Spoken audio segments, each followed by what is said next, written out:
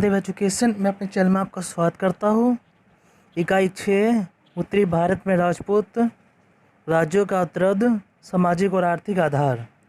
उद्देश्य प्रस्तावना, शास्त्रीय राजपूत शब्द की परिभाषा, उत्पत्ति के मूल सिद्धांत, स्वदेशी और विदेशी।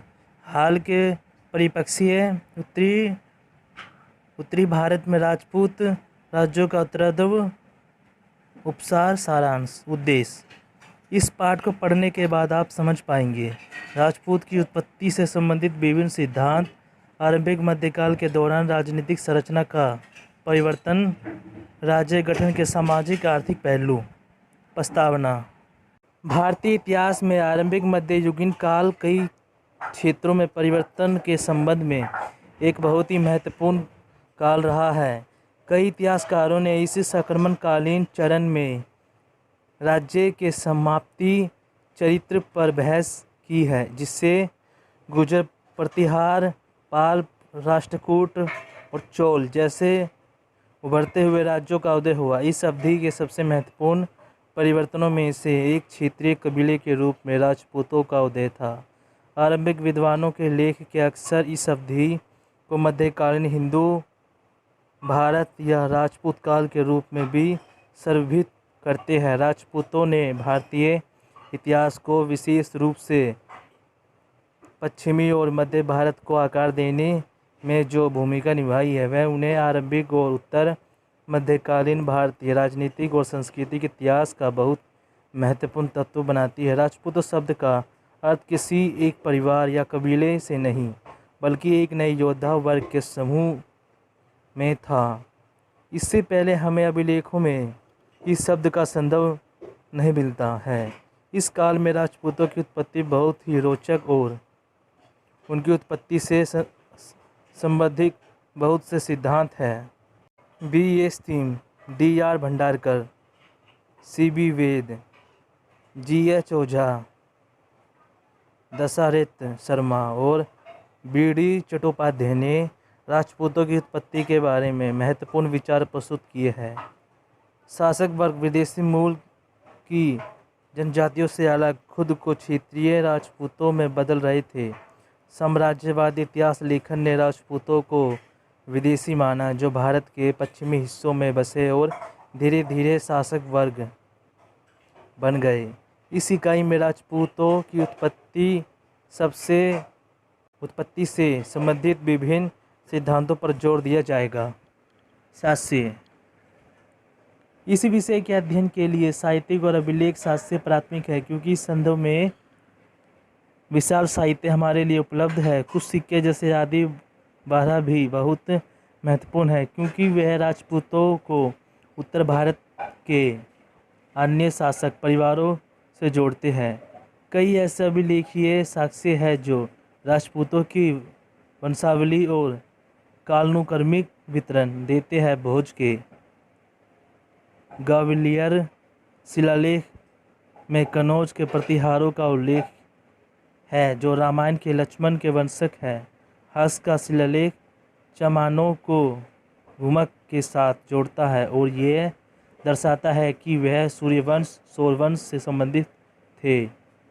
ब्रिजेलिया शिलालेख 1159 चमान की वंशावली का पता सुझाव देता है कि संवत थे, जो बाद में नीप राजा बन गए। इसी प्रकार उदयपुर पस्त्रित में उल्लेख है कि परमारों का संबंध वशिष्ठ गोत्र से था। प्रतिहार कक्का का घटियाल शिलालेख राजपूतों की उत्पत्ति का विस्तृत विवरण प्रदान करता है। गुर्जर प्रतिहार का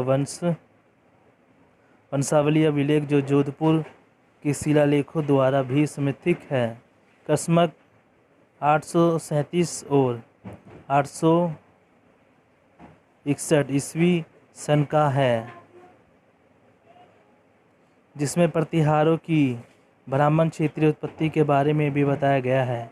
यह शिलालेख कई हाटों और अन्य बाजार स्थानों के उल्लेख के साथ ग्रामीण से शहरीकरण तक समाज के परिवर्तन का भी सुझाव देता है। प्रतिहार राजाओं के जोधपुर के साक्ष्य हरिश्चंद्र से उनकी वंशावली को जोड़ते हैं, जो माउंट के गुलिहिर शिलालेख से भी समर्थित है। विभिन्न रूपों में साहित्य साक्ष्य जैसे कि वास्य, वचन, रासो, ख्यात और वंशावली राजपूतों के इतिहास के पुनर्निर्माण में बहुत मदद करते हैं। ख्यात शब्द का शाब्दिक अर्थ अतीत का लेखन है। अतीत का यह रूप राजस्थान में 9वीं-10वीं शताब्दी के आसपास लोकप्रिय हुआ।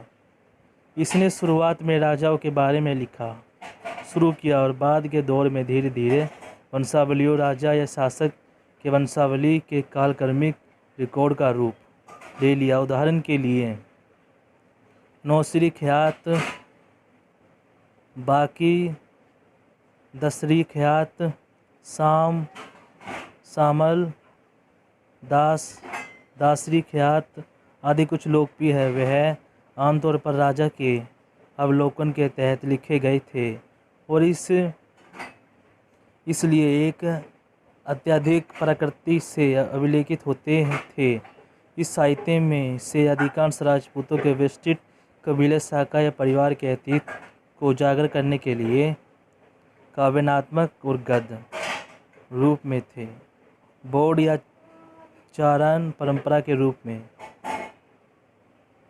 माने जाने वाले इस लेखन का चरण साहित्य के रूप में जाना जाता है। साहित्य का यह रूप एक काव्य के रूप में लिखा गया था। लेखन द्वारा राजा की प्रशंसा की गई थी। चरण साहित्य का विश्लेषण करते समय सावधानी पूर्वक अवलोकन की आवश्यकता पड़ती है, क्योंकि इसमें संरक्षण प्रदान करने वाले राजा की अतियोगितापूर्ण विवरण देने की प्रबल प्रवृत्ति होती है। मुख्य रूप से राजाओं के वीर और विशिष्ट कर्मों की व्याख्या होती है ताकि वह अपनी स्थिति और शासन को मानने और वेद कर सके। गुर्जर का आरंभिक संदर्भ बाणभट्ट द्वारा लिखी गई हर्ष चरित्र से आया है, जिससे कहा गया है कि प्रभाकर बंधन ने हरणों के साथ मिलकर गुर्जर को हराया। इस काल का प्रसिद्ध साहित्य चंद्र बरदाई द्वारा लिखित पृथ्वीराज रसो है। इसके अनुसार राजपूतों के 4 वंशों की उत्पत्ति अग्नि से हुई थी। इस प्रकार अग्नि कुल राजपूतों के रूप में जाना जाता है। कुल मिलाकर पृथ्वीराज रसो 36 राजपूतों वंशों का उल्लेख करता है। कुमारपाल चरित्र, वर्ण रत्नाकर और राजतर गिरनी में भी इस वाक्य का उल्लेख। एक कश्मीरी कवि जैनक ने पृथ्वीराज रसो महाकाव्य लिखा, जो हमारे पृथ्वीराज चौहान तृतीय के बारे में जानकारी देता है। न्यायचंद सूरी के हमीर महाकाव्य में कहा गया है कि चौहान सूर्यवंशी या राजपूत थे जो सौरवंश से संबंधित थे। राजस्थान और बुंदेलखंड के विभिन्न हिस्सों में गाए जाने वाले मौखिक रूपों में भी अभी बहुत लोकप्रिय है। अल्लाखंड अभी का एक बहुत अच्छा उदाहरण है और दूसरा पृथ्वीराज चौहान और सहयोगिता की लोकप्रियता कहानी है, जो चौहान और राठौर खंडवाल इतिहास को जोड़ता है। हालांकि कुछ खास सीमाओं के साथ चरण साहित्य राजनीतिक और सामाजिक संस्कृति परिवेश के बारे में बहुमूल्य जानकारी प्रदान करते हैं। राजपूत शब्द की परिभाषा। सामान्य तौर पर राजपूत शब्द एक शासक और सैन्य वर्ग का प्रतिनिधित्व करता है, जो मूल रूप से क्षेत्रीय था। इस शब्द का उपयोग एक विशेष योद्धा वर्ग के लिए किया गया था, जो 7वीं से 10वीं शताब्दी के बीच उभरा था। यह सभी नए उभरे शासक परिवारों पर पहलू लागू नहीं था, अपितु उन लोगों तक ही सीमित था जो भारत के उत्तर पश्चिमी हिस्से में उत्पन्न हुए थे और जिन्होंने अगली कुछ शताब्दियों में धीरे धीरे अपने राजनीतिक, सामाजिक और सांस्कृतिक आधार को मजबूत और विस्तारित किया। राजपूत शब्द राजपुत्र या राजा का पुत्र शब्द का एक भ्रष्ट रूप प्रतीक होता है। हालांकि राजा आमतौर पर क्षेत्रीय वर्ग के थे, लेकिन इस चरण के दौरान इस शब्द के सभी क्षेत्रों के शासक राजवंशों पर लागू नहीं किया गया था। राजपुत्र राजा का पुत्र है जिसने आक्रमणकारियों से अपने राज्य या मातृभूमि की रक्षा करने के लिए लड़ाई लड़ी। इसलिए भारत के उत्तर और पश्चिमी भाग में एक विशेष शासक समूह का उल्लेख 8वीं शताब्दी के बाद से अरब आक्रमणकारियों के संदर्भ में समझा जाना चाहिए। आरंभिक अध्ययन राजपूतों को एक मिश्रित और अशुद्ध जाति के रूप में मानते थे, जो विभिन्न जनजातियों या जातियों के सम्मेलन का परिणाम था। हालांकि सभी विद्वान राजपूतों के लिए मिश्रित सामाजिक पहचान के वर्णन से सहमत नहीं थे। C.B. वेद कहते हैं कि राजपूत शब्द का अर्थ एक उच्चतर क्षेत्रीय है। वह यह देखा जा सकता है कि इस शब्द का उपयोग किसी विशिष्ट क्षेत्र के लोगों के लिए किया गया है। इस प्रकार समय बीतने के साथ जितने एक क्षेत्रीय धारणा हासिल कर ली और यहाँ तक कि इस क्षेत्र को राजपूतना के रूप में जाना जाने लगा। बाद की शताब्दियों में भी यात्रा वितरितों राजपूतों को मुख्य रूप से उनको योद्धा गुण का श्रेय दिया।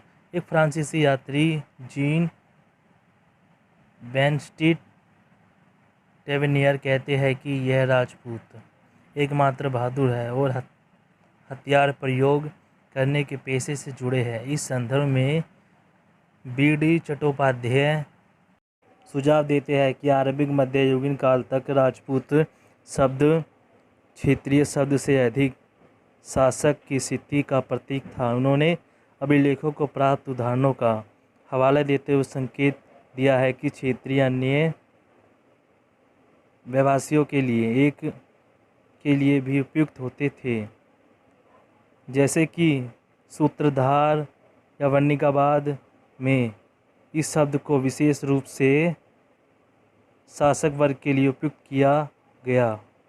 राणा, रान और दाऊद जैसे शब्दों के रूपांतरण हमें कृषि के विस्तार और एक भूमि अभिजात वर्ग के लिए विकास को समझने में सक्षम बनाते हैं, जिसमें विभिन्न क्षेत्रों में राजपूतनीकरण की प्रक्रिया को बढ़ावा दिया।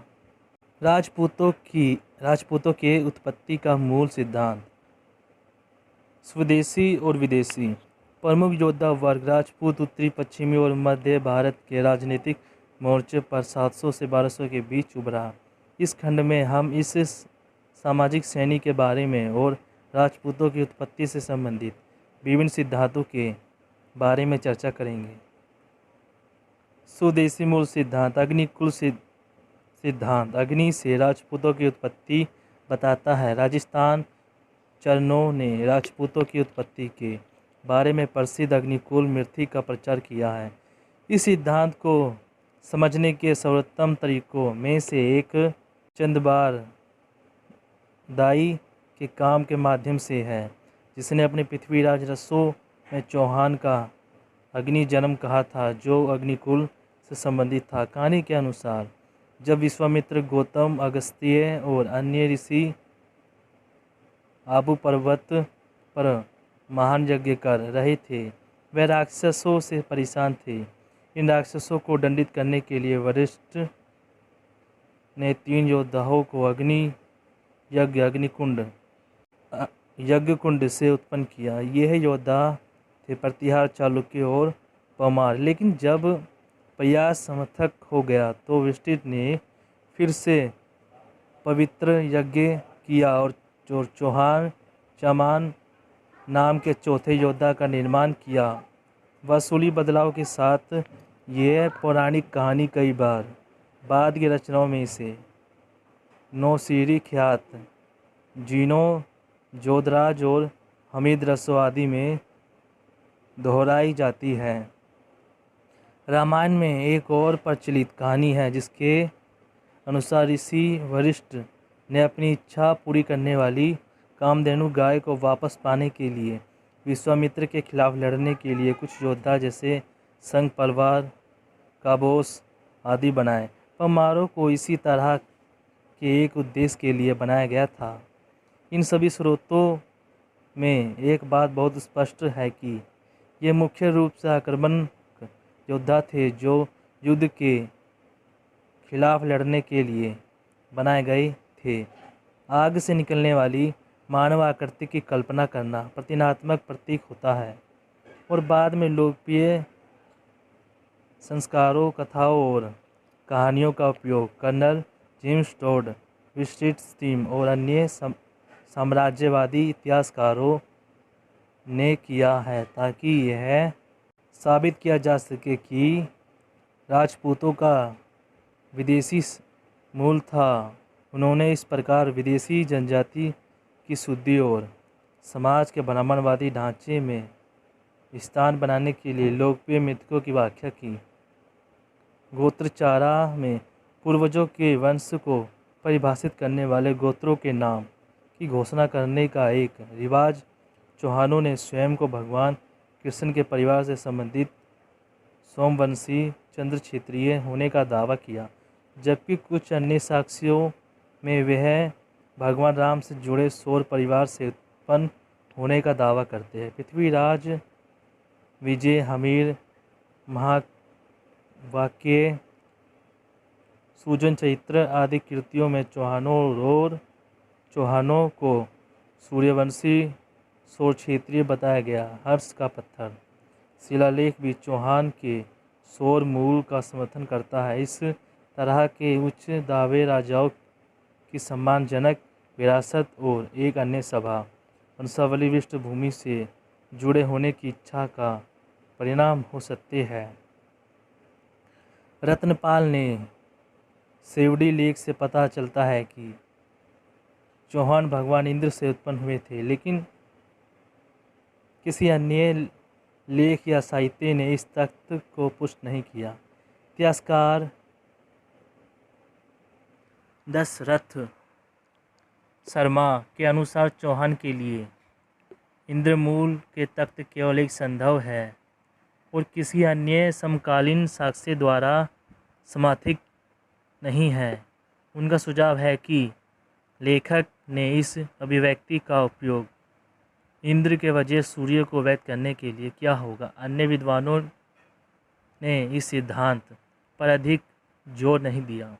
दशरथ शर्मा के अनुसार इन भावों की उत्पत्ति 11वीं और 12वीं शताब्दी के आसपास हुई है और इसमें किसी ठोस आधार का अभाव है। इसके अलावा सौर मूल के संदर्भ में वह यह मानते हैं कि पहले सौर राजा उत्सुक थे, इसलिए जिन चौहानों ने उत्सुक के समय से पहले जन्म लेने का दावा किया था उन्हें सूर्यवंशी नहीं माना जा सकता। वह आगे तक देते हैं कि चौहान लोगों को बचाने के लिए लड़ रहे थे और उन्हें क्षेत्रीय माना जाता था। दशरथ शर्मा चौहान के ब्राह्मण मूल पर भी प्रकाश डाला। जब भारतीय राजनीति कई क्षेत्रों राजनीतिक में विघटित थी, तब राजपूत एक प्रमुख सामाजिक श्रेणी के रूप में उभरे, जिसमें कुछ कबीले और कुछ वंश आधारित भी थे। विदेशी मूल सिद्धांत पुरातत्व सर्वेक्षण रिपोर्टों में अलेक्जेंडर अधिकतम कहते हैं कि कनिंघम कहते हैं कि राजपूत कुषाणों के वंशज थे। 19वीं सदी में पहली बार कर्नल जेम्स टोड ने अपनी Alex and activities of Rajasthan में राजपूतना के इतिहास और राजपूतों की उत्पत्ति के बारे में लिखा। कर्नल ने बताया है कि राजपूत विदेशी जनजाति से निकले हैं, जैसे सांक, कुषाण और हुन। उन्होंने कहा है कि साइथिन मूल के इन्होंने भारतीय उपमहाद्वीप में विभिन्न समूह में खुद को संगठित किया। समाज का हिस्सा बनने के बाद उन्होंने क्षत्रिय वर्ग को आत्मसात किया और पौराणिक परंपराओं के सौर और चंद्र परिवारों के साथ अपने वंश को जोड़ा। इसलिए टोड के अनुसार यह सिद्धांत बताता है कि विदेशी जनजातियां आई और समय के साथ खुद को भारतीय बनाया और उसमें से शेष राजपूत शासक बने। परंपरा जैसे अश्वमेध यज्ञ, तोपखाने की पूजा आदि राजपूतों को उन लोगों से जोड़ते हैं जो 5वीं और 6ठी शताब्दी में एक योद्धा बल के रूप में आए थे। उन्होंने राजपूत के विदेशी जनजाति के अपने तख्त का समर्थन करने के लिए अग्निकुल सिद्धांत को भी उपयुक्त किया। उन्होंने ब्राह्मणवादी समाज के क्षेत्र में प्रवेश करने के लिए स्वदेशी जनजातियों की शुद्धि के साथ इस जनित अवधारणा का उपयोग किया। बाद में बी सेट स्टीम और विलियम कुक जैसे साम्राज्यवादी इतिहासकारों ने टोड के तख्तों का समर्थन किया। उनके अनुसार गुर्जर प्रतिहार जैसे आरंभिक राजपूत का संबंध गुर्जर से था जो हूनों के साथ आए थे। स्टीम ने बताया है कि राजपूत निचले दर्जे के क्षेत्रीय थे और बाद में सत्ता हासिल करने से राजाओं का दर्जा हासिल किया। वे मानते हैं कि चंदेल, खंडवाल और राठौर को गौड़, झार और खरवाल जैसी जनजातियों से निकले थे। उनका मानना था कि राजपूत मिश्रित नस्ल के थे। उन्होंने बाद में क्षेत्रीय का दर्जा हासिल कर लिया। इस सिद्धांत को कुछ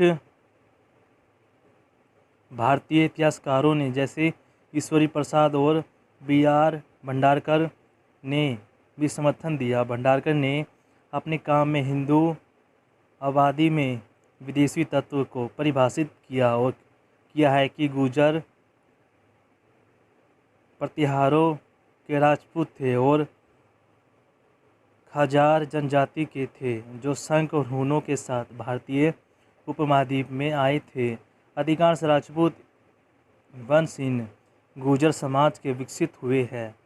ये तख्त वासुदेव वामन के सिक्कों पर आधारित है और वामन यह पर चमान चौहान के विस्तृत रूप से लिया गया है, जिसके बारे में माना जाता है कि खजानों के स्वरूप पुजारी दक्षिण ओनिया की जनजाति के थे। भंडारकर आगे कहते हैं कि विदेशी जनजाति ने स्वदेशी संस्कृति और समाज में खुद को बदल दिया। यह भारतीय इतिहास के लिए नया नहीं था। अपने तख्त का समर्थन करने के लिए उन्होंने कुषाणों का उदाहरण दिया कि उन्होंने ब्राह्मणवाद समाज में कैसे प्रवेश किया। C.B. वेद और G.H. ओझा जैसे अन्य भारतीय इतिहासकारों ने उनकी कड़ी आलोचना की। कुछ ने सुझाव दिया कि इस तरह की प्रथाओं को अक्सर विदेशी जनजातियों द्वारा कई अलग अलग कारणों से आबादी के प्रभावित करने के लिए अपनाया गया था। पहचान खोना और शासित आबादी की पहचान को अपनाना एक सरल प्रक्रिया नहीं है। दिल्ली सुल्तान का विस्तार निश्चित रूप से एक अच्छा उदाहरण है, जहां शासक वन ने शासित आज़ादी से स्वयं को अलग रखा। C.B. वेद और G.H. ओझा ने राजपूत के विदेशी मूल सिद्धांत को त्याग दिया और वह सूत्रों के आधार पर कहते हैं कि राजपूत स्थानीय मूल के थे। वेद ने कहा है कि राजपूत वैदिक आर्य थे। वेद ने राजपूत समूह और वैदिक आर्यों की नाक, लंबा कद इत्यादि की तुलना करते हुए दावा किया है कि राजपूत वैदिक आर्यों के वंशज थे, न कि खच्चर के। ओझा वेद का समर्थन करते हैं और कहते हैं कि राजपूत प्राचीन वैदिक आर्य के वंशज थे। हाल के परिचय राजपूत की उत्पत्ति के बारे में हलियार दृष्टिकोण अग्निकुल और सौर या चंद्रवंश की अवधारणा से परे है। ऐसा नहीं है कि पिछली धारणाओं को पूरी तरह से खारिज कर दिया गया, लेकिन एक नए दृष्टिकोण को उपयोग किया गया और अवधारणा का अधिक विश्लेषण किया गया। विद्वानों द्वारा राजपूतों के उद्भव को नए घटनाओं के प्रकाश में समझने का प्रयास किया गया। B.D. Chattopadhyay, D.H. Golf, D.C. सरकार, R. थापर, R.S. शर्मा और R.N. नंदिनी ने शुरुआती मध्ययुगीन काल के दौरान योद्धा समूह के परिवर्तन और क्षेत्रियों का दर्जा हासिल करने की प्रक्रिया पर विशेष अध्ययन किया। B.N.S. यादव इन योद्धा समूह को मिश्रित जाति का मानते हैं जो धीरे धीरे राजपूत में विकसित हुई। और खलहन द्वारा राजतरगिनी में सुझाए गए 36 कुलों के बारे में बात करती है। इन विद्वानों ने नए दृष्टिकोण के साथ पौराणिक कहानी का विश्लेषण किया और उन्हें नए बने राज्यों द्वारा राज्य गठन और वैदिकता की अवधारणा के साथ जोड़ा है। भारतीय इतिहास के युग के दौरान होने वाली इन सभी परिवर्तनों की बहस समझ रखने के लिए राज्य गठन की प्रक्रिया को समझने की जरूरत है। कृषि अर्थव्यवस्था के लिए क्षेत्र में नए शोधों ने राजनीति के क्षेत्र में परिवर्तन की इस प्रक्रिया को समझने के लिए नए आयाम खोले। इन विद्वानों ने यह समझने की कोशिश की है कि अवधारणा विस्तृत क्षेत्रों में एक अलग दृष्टिकोण रखती है। Dodge H.A. कोल्किन ने बताया है कि राजपूत शास्त्र समूह थे जो युद्ध में भाग लेना चाहते थे और धीरे धीरे शासक बन गए। B.D. चट्टोपाध्याय दो प्रक्रिया के बारे में बात करते हैं, एक विस्तार, उपनिवेशीकरण और अन्य वर्ग वन व्यवस्था। ब्राह्मणवाद पदानुक्रम में ऊपर की ओर बढ़ा। वह कहते हैं कि पूरी धारणा को एक प्रक्रिया के रूप में समझा जा सकता है जिसे उन्होंने राजपूतनीकरण की प्रक्रिया कहा है। वह ये भी बताते हैं कि अलग अलग राजपूत वंशों द्वारा किए गए दावे वास्तव में वंशवाद के लिए एक प्रक्रिया थी जो कि उनके संबंधित क्षेत्र के प्रत्येक कबीले के लिए अलग थी। कृषि आधारित अर्थव्यवस्था के विकास के लिए नई कृषि बस्तियों का विकास अंत नए राजनीतिक समूह को बनाने के लिए प्रेरित करती है। उन्होंने अधिक शक्ति हासिल करने के लिए कई माध्यमों से अपनी स्थिति को वेद बनाने का प्रयास किया। इन विस्तार के कारण नए बसे क्षेत्रों में नए वंश का उदय हुआ। उदाहरण के लिए सपाद लक्ष्य क्षेत्र में बसे चमान चौहान धीरे धीरे अन्य वंश में विभाजित हो गए। राजस्थान वर्तमान संभाग क्षेत्र में संघभरी संपाद लक्ष्य के साथ चमान चौहान क्षेत्र की पहचान की जाती है। संपाद लक्ष्य का मतलब है 1 और 1/4 लाख है। शायद ये क्षेत्र में बस्तियों की संख्या थी। B.D. चट्टोपाध्याय अरबिक मध्यकालीन शताब्दियों के दौरान इस क्षेत्र में कृषि विकास और राजपूतों के उभरने के लिए बस्तियों के बड़े समूह के नियंत्रण के रूप में चर्चा करते थे। इसके कारण उनकी विधि अभी जात वर्ग के रूप में हुई। धीरे धीरे आर्थिक, राजनीतिक और सामाजिक क्षेत्रों में भी ऊपर की ओर गतिशीलता आई। जैसे जैसे अनेक नियंत्रण में भूमि बढ़ती गई, उन्होंने अपनी शक्ति का विस्तार किया और अन्य शासक वंशों का उदय हुआ। उदाहरण के लिए चौहानों की नाडौल शाखा बाद के समय में राजस्थान के पाली जिले में चली गई। जनजातीय क्षेत्र में कृषि का विस्तार नई वंशावली के विकास के लिए आवश्यक है। जनजातियों का किसानीकरण इन जातियों को मुख्य धारा का हिस्सा बनाने के लिए प्रेरित करता है। गुजरात और दक्षिणी राजस्थान में गुलहीलों के विस्तार से क्षेत्र के स्थानीय आदिवासी भीलों को विस्थापित किया गया। इसी तरह चमान की नाडौल शाखा ने भेड़ और मीना जनजाति को विस्थापित किया। ये पूरा सिद्धांत मूल रूप से कृषि के विस्तार और बेहतर अर्थव्यवस्था की अवधारणा के इर्द गिर्द घूमता था। इसलिए आदिवासी की क्षेत्रीय की स्थिति प्राप्त करने और इसलिए राजपूत बनने की अवधारणा भी सामने आती है। राजपूतों के विभिन्न वंशों को राजनीतिक विकास और स्तरीकरण की प्रक्रिया द्वारा बेहतर ढंग से समझा जा सकता है। इस अवधि के दौरान शब्दावली के निर्माण ने वैधता प्रदान करने की कोशिश की। पौराणिक परंपराएं अस्पष्ट पृष्ठभूमि से आने वाले शासकों के लिए वैधता प्राप्त करने का कार्य करती थी। ये नए योद्धा वर्गों द्वारा समाज में उन्हें स्वीकार करने के लिए सम्मानित वंश से वंशावली बनाई गई थी। इस तरह के प्रयास भूमिहीन अभिजात वर्ग द्वारा सामाजिक और राजनीतिक गतिशीलता हासिल करने के लिए किए गए थे। उदयमान अभिजात वर्ग से हमारा तात्पर्य नए सामाजिक समूह से है जिन्होंने कृषि भूमि पर नियंत्रण प्राप्त कर लिया। ये स्पष्ट रूप से आरंभिक मध्ययुगीन काल के दौरान कृषि के विस्तार के कारण हुआ। इसी कारण ये विकास को अन्य क्षेत्रों में भी देखा जा सकता है जहाँ प्रमुख भूमिधर समूह समय के साथ उभरे। राजनीतिक संरचना के पदानुक्रम के भीतर की गतिशीलता को एक अधीनस्थ से स्वतंत्र शासक बनाने के परिवर्तन द्वारा समझा जा सकता है। ये मूल रूप से पहले क्षेत्रीय का दर्जा प्राप्त करने की अवधारणा से साबित है। फिर भी समानता और अंत एक प्रभु शासक यह ऊपर की गतिशीलता मूल रूप से आर्थिक और सैन्य शक्ति के विकास से जुड़ी थी। उदाहरण के लिए चौहान, गुहिल और चालुक्य गुर्जर प्रतिहारों के अधीन थे और बाद में स्वतंत्र शासक बन गए। चट्टोपाध्याय ये भी बताते हैं कि केवल राजपूत का दर्जा प्राप्त करना ही प्राप्त नहीं था, बल्कि स्थिति को मजबूत करके उसे बनाए रखना भी इस अवधि की विशेषता थी। परियोजनाओं और कबीलों के बीच भूमि के वितरण द्वारा उन्होंने अपने विस्तार और संसाधनों का अधिग्रहण सुनिश्चित किया।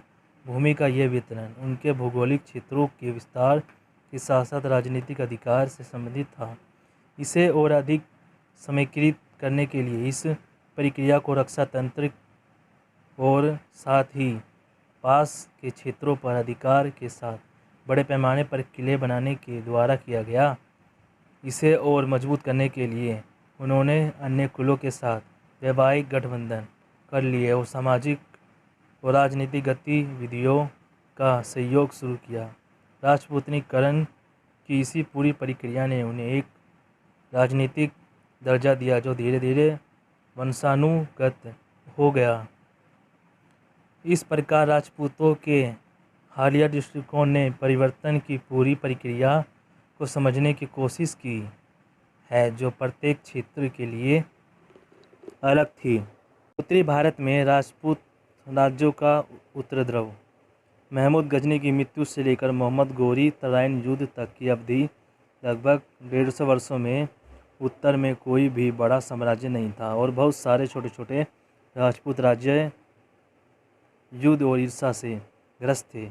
11वीं और 12वीं शताब्दी में अनिश्चितता, अराजकता और असहमति भारतीय राजनीतिक जीवन की विशेषता थी। कन्नौज पर महमूद के आक्रमण के बाद पहले से ही कमज़ोर प्रतिहार शक्ति का पतन हो गया था। इससे कई छोटे राज्यों के उदय का मार्ग प्रशस्त हुआ। 11वीं शताब्दी में एक नए राजवंश खंडवाल दोहाब क्षेत्र में शासन कर रहे थे। गंडवालों की राजधानी किन्नौज थी। अब वे किन्नौज का पूरा वैभव समाप्त हो चुका था। उन्होंने बंगाल के पाल और दिल्ली के तोमर के साथ लड़ाई की। एक अन्य वंश चौहान राजस्थान में शक्तिशाली हो गए। चौहान लगातार गुजरात के सोलंकी, चालुक्य और मालवा के परम्परों के साथ लड़े। गंजूहारों के चंदेड़, मालवा के परमार और बनारसी के खंडवाल दोनों से लगातार युद्ध लड़ रहे थे। चौहानों ने 1151 में दिल्ली को तोमर वंश से जीत लिया। इस प्रकार हम देखते हैं कि पिछली शताब्दी में त्रिपक्षीय संघर्ष जो पाल प्रतिहार और राष्ट्रकूट के बीच लड़ा जा रहा था वह अब उत्तर भारत में बहुपक्षीय युद्ध हो गया जिसमें बहुत सारे नव स्थापित राजपूत राज्य भूमिका निभा रहे थे। इस काल की राजनीतिक परिस्थिति थोड़ी भिन्न थी। युद्ध अब किन्नौज पर आधिपत्य स्थापित करने के लिए नहीं हो रहे थे और इस काल के युद्ध में पूरा उपमहाद्वीप शामिल नहीं था। राजवंश मुख्यतः उत्तर भारतीय ही थे। इसी राजनीतिक अस्थिरता के युग में मोहम्मद गोरी ने 1991-92 में तराइन में 2 युद्ध पृथ्वीराज चौहान से लड़े और 1194 में चंदवार में खंडवाल शासक जयचंद को पराजित किया। इन 3 प्रमुख युद्धों ने उत्तर भारत की राजनीति में बहुत बड़ा परिवर्तन किया और 1206 में दिल्ली सुल्तान की स्थापना हुई। उपसार 7वीं शताब्दी के आसपास राजपूतों के एक नए योद्धा वर्ग की उत्पत्ति और उपद्रव और बाद के सदियों में भारतीय उपमहाद्वीप के विशाल क्षेत्र पर उनका क्रमिक विस्तार हमारे इतिहास में एक महत्वपूर्ण चरण है। राजपूतों की उत्पत्ति के विषय में अलग अलग सिद्धांतों का प्रतिपादन साहित्य और अभिलेखों के आधार पर किया गया है। भारत इतिहास का यह चरण सामाजिक, राजनीतिक और सांस्कृतिक परिवर्तनों के संदर्भ में विभिन्न कारणों से महत्व रखता है। इसलिए राजपूत के उपद्रव को विभिन्न परिवर्तनों के संदर्भ में देखा जाना चाहिए। कृषि और अर्थव्यवस्था के विस्तार के कारण नई इकाइयाँ उभरी और खुद को बड़ी राजनीतिक इकाइयों में बदल लिया। सामाजिक, राजनीतिक और आर्थिक गतिशीलता के साथ साथ एक योद्धा वर्ग की ऊर्ध्वगामी गतिशीलता का अध्ययन हमें जनजातियों के जीवन में परिवर्तन के परिणाम स्वरूप नई जाति और उपजाति के विकास को समझने में सहायक है। सारांश। राजपूत भारतीय इतिहास में राजनीतिक परिदृश्य में 7वीं शताब्दी ईस्वी के आसपास दिखाई देते हैं। उन्होंने उस समय की परंपराओं के अनुसार अग्नि, सूर्य और चंद्र से उत्पन्न होने का दावा किया। कर्नल जेम्स टोल ने तर्क दिया है कि राजपूत विदेशी मूल के थे। विलियम कुक और भंडारकर जैसे कई अन्य विदेशी और भारतीय विद्वानों ने उनके तर्क का समर्थन किया। विदेशी मूल सिद्धांत और विरोधाभासों को राष्ट्रवादी लेखन और सीवी वेद के लेखन द्वारा उजागर किया गया। वेद ने दावा किया है कि राजपूत वैदिक आर्य क्षेत्रीय थे। बीडी चट्टोपाध्याय राजपूतों के उत्तरार्ध को कृषि और राज्य समाज के विस्तार के साथ जोड़ते हैं। कृषि के विस्तार ने एक नई राजनीतिक प्रणाली के उत्तरार्ध में महत्वपूर्ण भूमिका निभाई, जिसमें राजनीतिक संरचनाओं को कई मस्थानों के विकास के लिए बदल दिया। दोस्तों, चैप्टर खत्म हुआ। वीडियो अच्छी लगे तो वीडियो को लाइक करें, चैनल सब्सक्राइब करें। थैंक यू दोस्तों।